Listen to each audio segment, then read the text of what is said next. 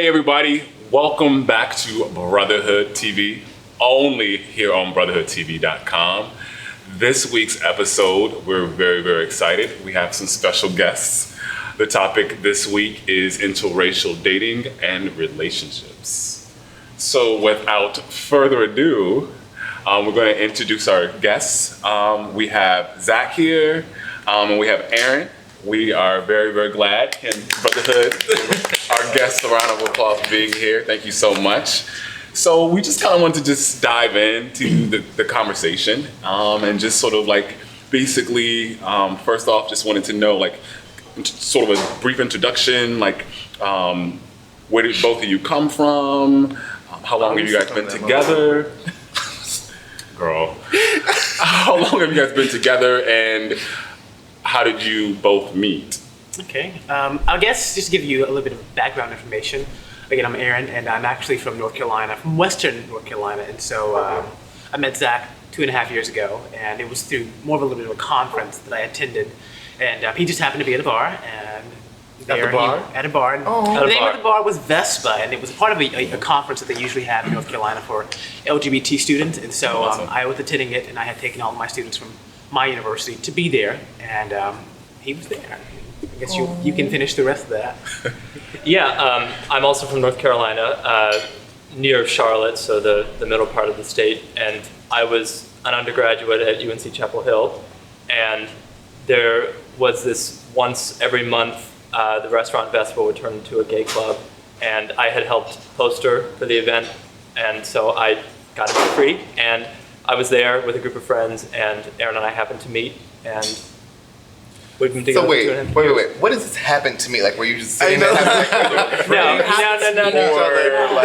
I mean, like, I want to know what. I want to hear for that one. Story. It happened to me. Well, I didn't plan on going to this bar. It just so happened that I ended up there with my friends, and so I'm sitting there drinking a blue motorcycle, having a really good time, and there's this guy who's been following me around the entire night. Right. So he was Zach was following you around. Zach That's how he knew around. And so, I went to the bathroom, and this guy was outside the bathroom. I came out, and I said, this is kind of weird.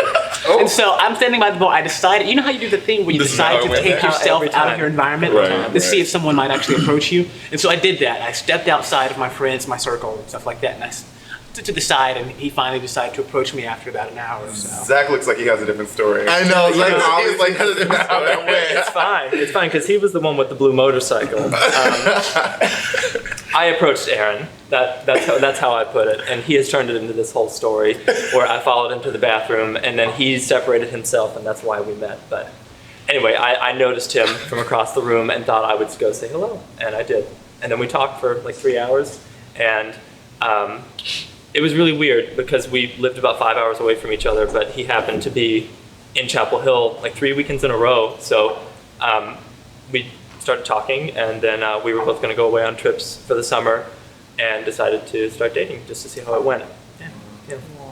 Yeah, so here we are 2.5 years later. So are you, I don't think I've ever asked this, but are you like full black, are you black and white, or?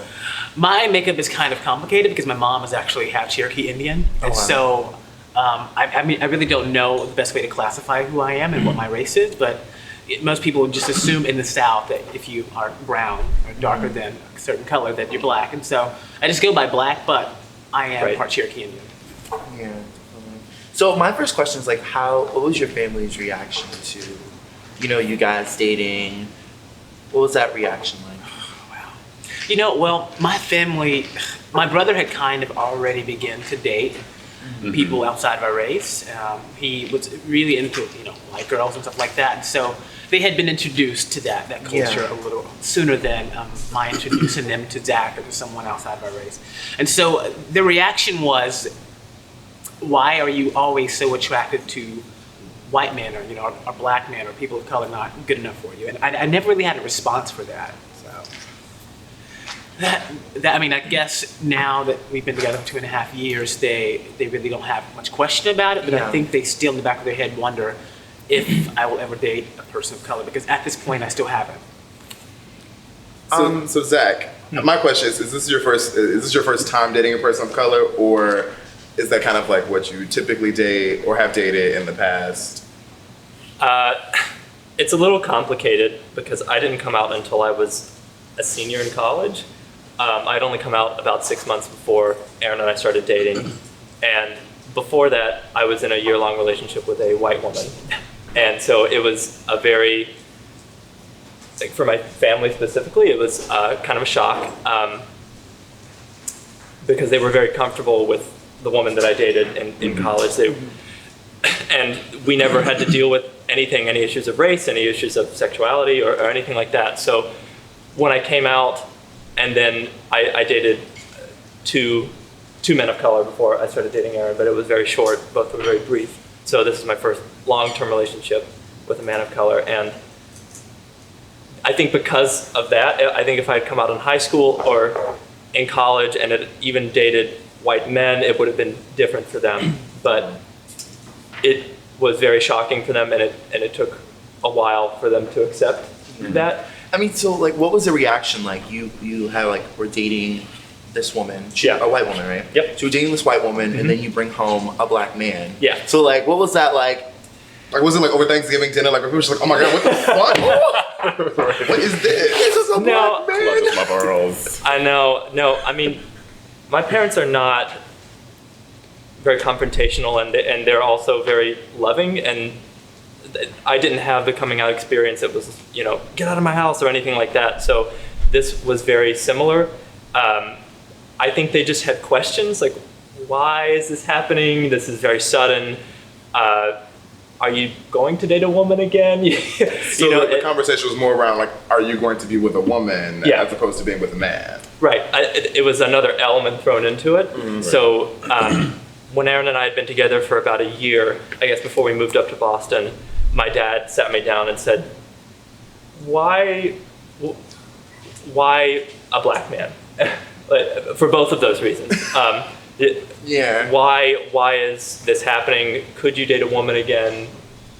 What is the reason behind this? Mm-hmm. So it was very confrontational in that moment, but every other time that we've talked about it, they've been very open and accepting since then. So what was that conversation like with your dad, like when he asked you that question?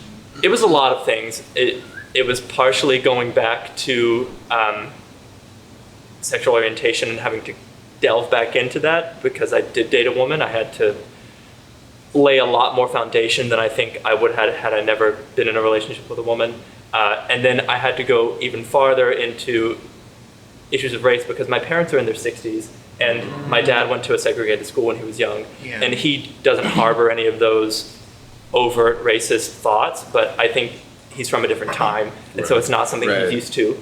Right. And once he got to know Aaron and understand who he is as an individual, it's that typical thing. He met somebody and he made a connection, and since then he's been able to destroy a lot of those myths that he had. Right. So that conversation was very, let's build the basics, and then you'll get to know Aaron, and then you'll know who he is, and we can move forward from that. Mm-hmm. So it sounds like for both of you, it wasn't like a humongous issue, the interracial thing. Right.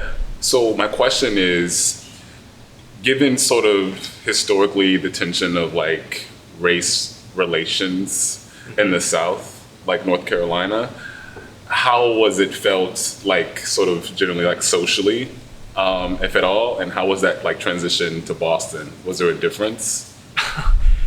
We were talking some about this morning. We actually feel like Boston has been harder in some ways to be an interracial couple because people in the South tend to be very upfront with their discomfort with either you being gay or being in an interracial relationship. And I think our families were both good examples of that. They were very, why is this happening and what's going on? And people we'd met in Boston tend to not say anything at all to us. So we get a lot of stares, we get a lot of uncomfortable microaggressive racial attacks. Microaggressive racial attacks. Yes, exactly. I got that word. Yeah, that's great. That's exactly what it is. But even more than that, sometimes people are just openly ignorant, but at the same time kind of hostile about why we're together. And I think we both kind of feel like sometimes people play down a relationship. Like Aaron said this morning that it's almost like a fetish for each of us or something like that, and that it wouldn't go deeper than a sexual attraction.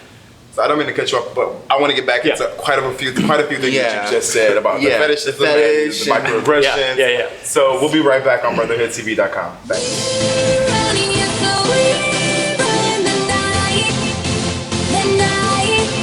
Welcome back to Brotherhood TV, only here on BrotherhoodTV.com. So Zach left off with some really interesting points about, you know, microaggression and sexual fetishisms. So I kind of want to get, I'm the sex fiend on the cast, I think. So I want to get back into the sexual thing. So like, what do people talk about when they see you two as like a sexual fetish together? You know, I don't really know the Right off. I don't really know the conversations that people are having, but you know, Zach and I were talking this morning about how when you look at porn, I mean, if people do that, We all do. I look at porn every day. right? Okay, I look so at porn every day. So you know what I'm talking about when I get to this point.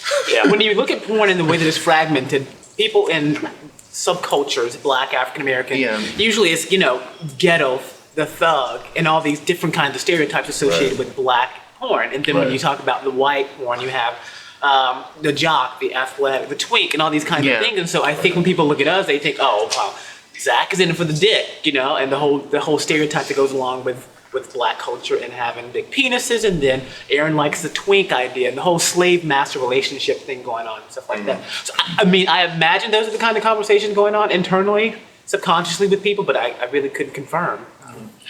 I mean, so I definitely got to say, a conversation we had earlier this week where I had like a moment of realization for myself. I have a problem.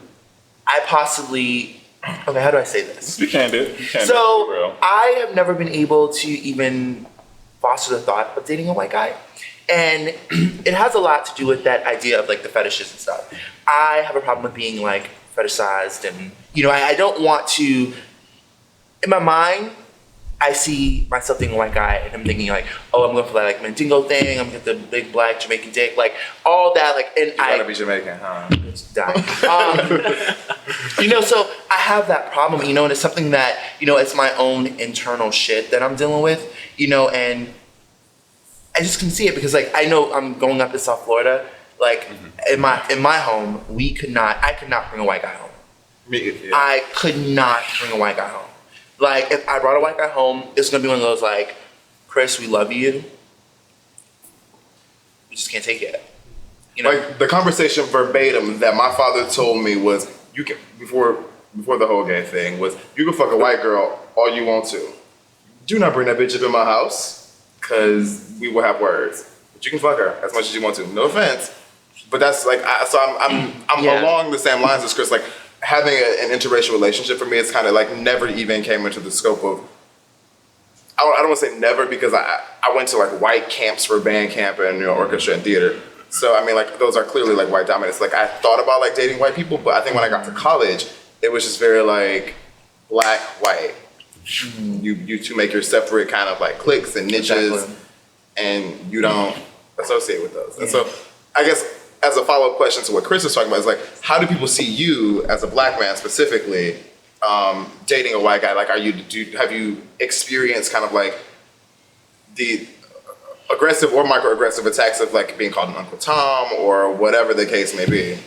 Well, if we're talking about Black culture and how people perceive me with the white men, I do get that Uncle Tom. I get that whole, this guy thinks he's much better than us. He's light skinned, he's dating a white, he thinks he's intelligent, he thinks, that whole thing where you can't connect with us. And it's like this whole fragmentation of racism within our own culture is kind of sickening, because we're not having conversations about what that kind of stuff does to individuals and what that does to people who are on the outside looking at us and perceiving us as, people of color. And so, but whenever I am conversing with people who are white, I'm kind of like thinking, am I eloquent enough? Am I articulate enough? Do they think I'm smart and intelligent enough to be with this white guy? What kinds of things are they thinking about me and their stereotypes of Black men and what that has to do in terms of culture and understanding who we are as a couple? So you're a little bit more conscious of those stereotypes and Absolutely. So like Right. whenever I'm in a circle of his friends, I'm always like, I need to sit down, I need to be calm, I can't be too diva-ish, I can't be too black because they won't understand. I can't be all Beyonce, you know, the whole Beyonce feel, you know? Beyonce. Just bringing out the culture and the Sorry. color. And so it's just, I tone it down, and I notice myself doing that a lot. And we have conversations about what that does for me individually, because most of our friends, until I met you all, have been white women and white men, and so it's just been hard for me to relate to them when they have conversations, because I don't feel like they have any idea system of relationships and how I perceive them as white people with white privilege when I'm having conversations. right. So how about you, Zach? How's that like relationship between like when you're around friends or you're around his friends, and when it comes to race, how is that? There's a lot of things going on there, because Aaron was just saying that when he's around my friends, he compartmentalizes who he is, and I notice a shift in him depending on who we're with, and Yeah. I don't notice as much of a shift in who I am, which is frustrating, because as his partner, I always want him to feel comfortable with expressing who he is, because I've asked him this several times, do you ever compartmentalize who you are with me? And I think he used to when we first started dating, like many people would, just with certain parts of their Right. personality. But we've been together long enough that I think I can say that he doesn't do that. And so to see that immediate shift with my family and my friends especially, because most of them are white women. I'm in school right now with mostly, I would say 90% of my friends are white. And the people who come to our house, so it's almost always a situation for him where he has to do that. We're about to invade. I'm just Yeah. letting you know. And it's really frustrating when we're around his friends, like you all right now. That it's just this release in tension that I notice, or his family.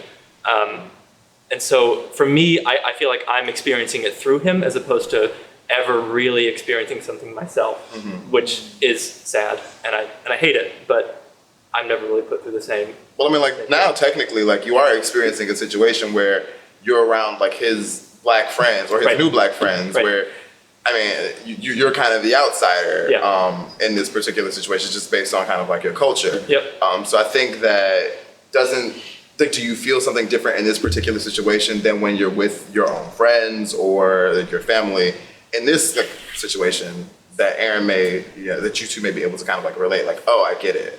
Yeah. I mean, well, only on some levels, because I don't experience this as often. And even now, I'm only just more like acutely aware of my whiteness, but I don't feel the need to change anything, you know? And I don't think most white people are ever expected to.